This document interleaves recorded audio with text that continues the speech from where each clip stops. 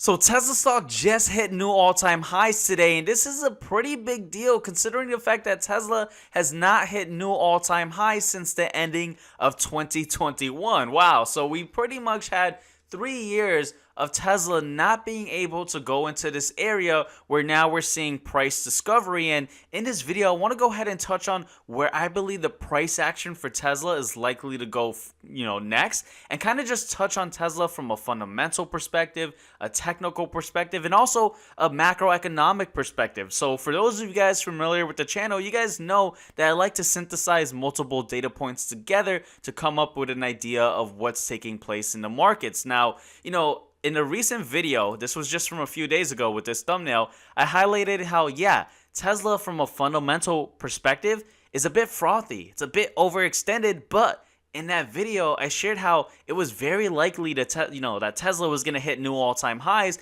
based on market dynamics like a gamma squeeze, not really a short squeeze, but a gamma squeeze, and also just some technical indicators suggesting that there was strong momentum. And in this video, I want to touch on how I believe there's still some gas left in the tank, although it's not a whole lot more because obviously risks increase as a price increase.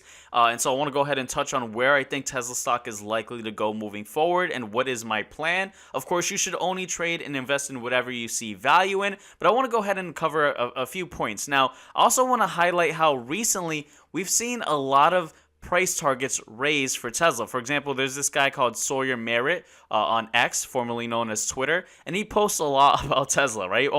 Pretty much all his posts are about Tesla. Now, within the last 3 days, we've seen price targets increase. For example, we have here December 11th, Goldman Sachs raised their price target to 345. We see him tweeting how Morgan Stanley raised their price target to 400 for Tesla.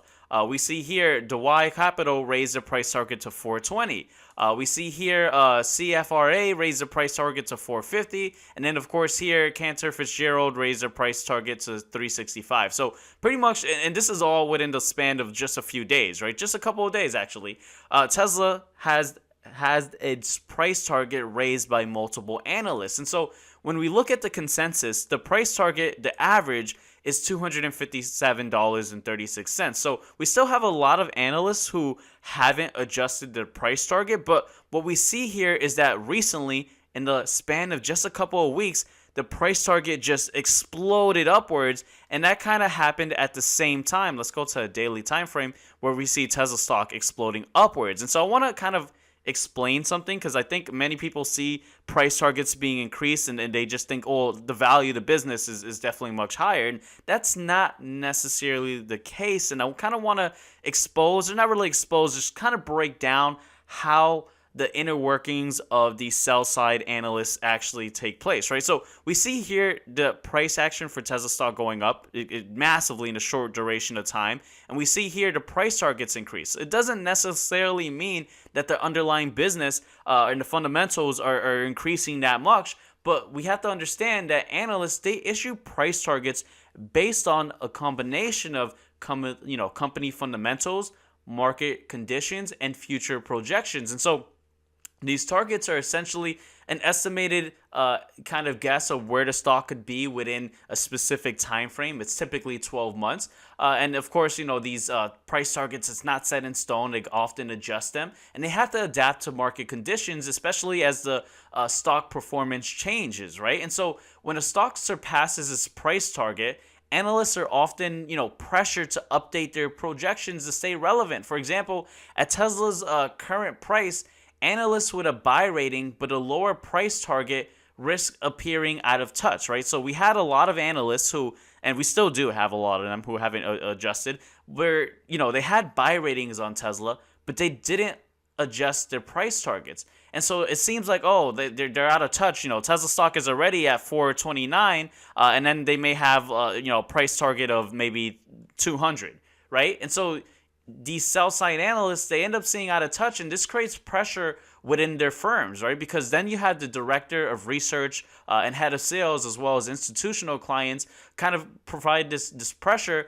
and it makes the analysts and sales teams have to adjust. And so analysts, they're not evaluated just on the accuracy of their research, but also, and this is what people may not know, but also on how much client trading activity their coverage generates. As the trading activity, it brings in commission revenue. And so there's a difference between, buy side analysts and sell side analysts. Buy side analysts, you don't hear from them, right? They're working at the hedge funds, the financial institutions. They're advising or providing estimates for how to manage the capital for those institutions. So you don't hear about them. You don't see them. They're in the shadows. Now, the sell side analysts, those are the ones that you hear about. Those are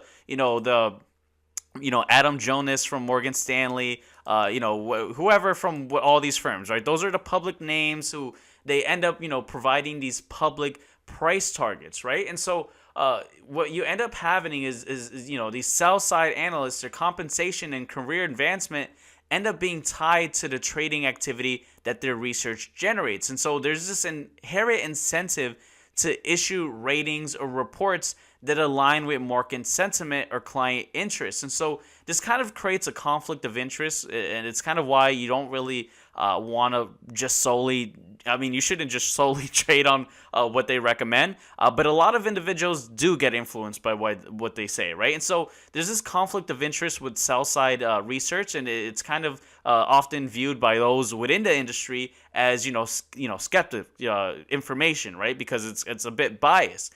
And so with Tesla's price, for example, let's give a scenario. And I don't want to use a real bank because, we'll use a fake name. Let's say you're a sell-side analyst at Smells Smargle, right? And you have a price target of 235, and then Tesla's at, let's say 373, right?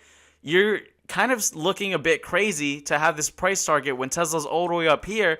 And what you need to do to ensure that you have a job is, ensure that people are still buying the stock in your firm. So you're going to send out a research report to those, institutional clients, right? The people who are, let's say they're part of the private bank, or, for example, I'm not sure if people know this, but a lot of banks, they have different tiers of customers, right? Let's say you have your general accounts, your regular checking account, and then you have your private account. Usually you got to get invitations for those, and that's where they get all this information, right? It's more for people who obviously have money with the firm or with the bank. And so, let's say you're the analyst from Smell Smargle. Well, you're going to increase your price target because you want to make sure that the people with the money end up, maybe getting influenced by your research and buying, let's say more shares of Tesla. And so in a sense, it does kind of help drive up the price because it steers sentiment upwards, but necessarily doesn't mean that the fundamentals are changing. I know I kind of went into a long-winded breakdown of how that works. Just wanted to share that because I know a lot of people may see what Sawyer Merritt is sharing on X, and they may say, oh, wow, look, this is really good. I'm going to put my whole, paycheck into Tesla right now because everyone's saying it's going to go up higher. And I kind of want to just let you know about the tricks of Wall Street so that you're, a little bit more prepared, just in case we end up seeing Tesla stock fall down a bit. Now, what do I think Tesla's likely to do? Now, structurally, the market still, I believe, has some optimism to go forward. We just had business optimism reports come out that were really good, especially, after we had this new administration that people have a lot of faith in. Recently, we did have the, PCI, or I'm sorry, I said that completely wrong. The CPI, the Consumer Price Index, which is an inflationary gauge, and it did come up a little bit higher than expected, but it wasn't too bad. In fact, we had the economists at Wells Fargo, and you could probably pause the video and read this here, but to kind of summarize what they said is that, yes, things kind of went up a bit, but if you exclude the volatile parts of inflation like food and energy, the growth is still kind of firm, and it's not necessarily like the end of the world is kind of what they're saying.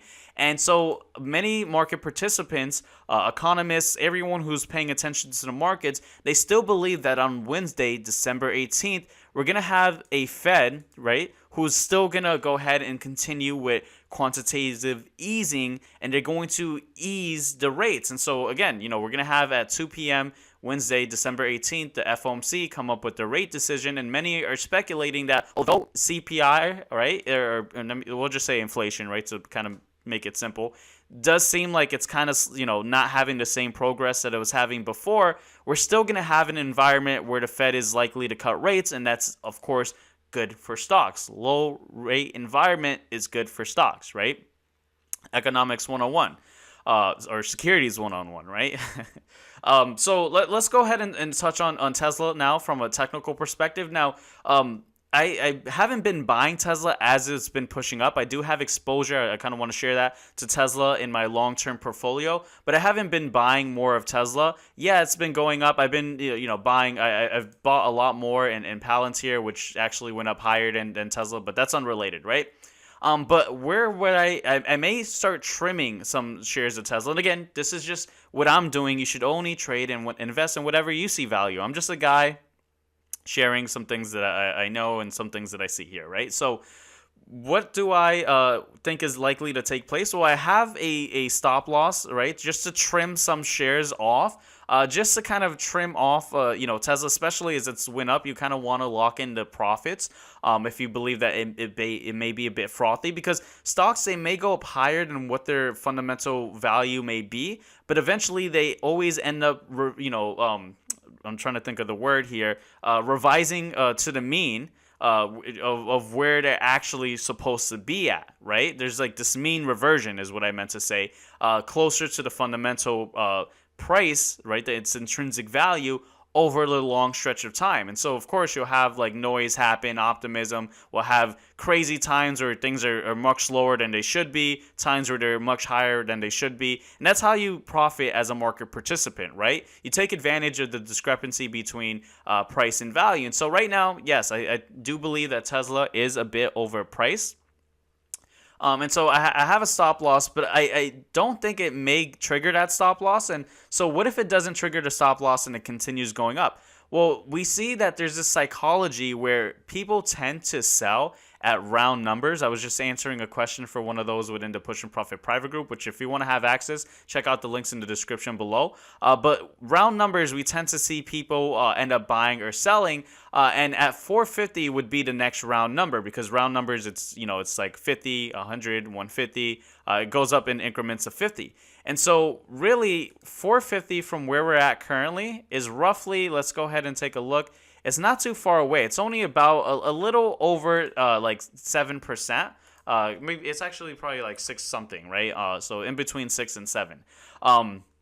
So it's not too far off, and we know that Tesla is a stock that can do 6% in a day very easily, right? And so I think we may end up having that round number, and then ultimately having some selling take place. Now, from a technical perspective, if we deploy some different kind of studies here, if we have the RSI, which shows us kind of momentum, we're still not at overbought territory. Overbought territory would be at 70. We're not there yet. You add in the ADX, the average directional move, and we're still not like at extreme crazy trend strength, but we're pretty up there. And so what this tells us is that there's still likely some, and again, you can't just trade based on just a few data points, right? You have to look at everything all together, but we still have some, gas left in the tank, as I mentioned earlier, as we're not seeing things overly bought. And I know that seems crazy, considering the fact that, let's kind of map this out here. Tesla, let's just go from here, from, October 24th, all the way to where we are, or where we hit the high, was 102%. That seems crazy, but from a technical perspective, we're not actually at overbought levels just yet. We're slightly, a little beneath where we would be at overbought levels. But when you have kind of this dynamic where you had a gamma squeeze, which I talked about in my last video, you still have a strong trend. You don't fight the trend, by the way. You have the strong trend, and then you have pretty much the Federal Reserve at this point where they're still likely to ease on the rates. Well, that's still pretty bullish. Now, I do want to kind of highlight that we're just 7% or 6, between 6 and 7% for the next round number on Tesla. And also, when we look at market breadth, let's actually take a look at market breadth here. Trying to find where I have it. Let's go ahead and take a look at RSP. This is the S&P 500 equally weighted. We see that the S&P 500 equally weighted is falling down, meaning that there's not that much strength in the market overall. We just have strength concentrated in a few names, for example, like Tesla, or pretty much the Magnificent Seven. I mean, let's go ahead and actually take a look at the Magnificent Seven. So Tesla has been one of the stocks that has had much strength. Google, even Nvidia, not so much, but still, kind of up there within the last, I guess, I guess it's kind of moving flat. It's one of the Magnificent Seven that's going down. But Apple is pretty strong, and we know that Apple has a huge weighting in the S&P 500. So when you look at the S&P 500, yeah, it's moving up, but S&P 500 equally weighted, I just had it here. We'll just manually type it. That's RSP, is falling down. And so when you have the market breadth kind of trending downwards, it doesn't really give too much confidence that there's much strength in the market. Yeah, the trend for Tesla can still be strong and upwards, but when you have the trend going up and then the equally weighted market or breadth, or the equally weighted index falling down, not that much strength as we had when it was actually going up. So just something I wanted to highlight, just an observation. Again, you should only do whatever you see value in. Again, maybe you want to buy more shares of Tesla. It's all up to whatever you see value in. For me personally, I haven't bought more. I've just been appreciating the ride up. I'm looking to trim some of the profits, either if we hit to 450, or if it hits, my trailing stop loss, rotate that into a different name that I'll probably share for those within the Push and Profit private group. But with that said, you guys let me know in the comment section down below, what are your thoughts for Tesla? What are you guys doing in terms of your portfolio? I'm always interested to hear. I love hearing the stories. I want to hear the stories of people saying, look, Tesla went up and I was able to retire. I love hearing a nice, a happy ending like that. But with that said, make sure to check out this next video right over here, or even check out this video over here, and I'll see you guys on those next videos. Take care, guys.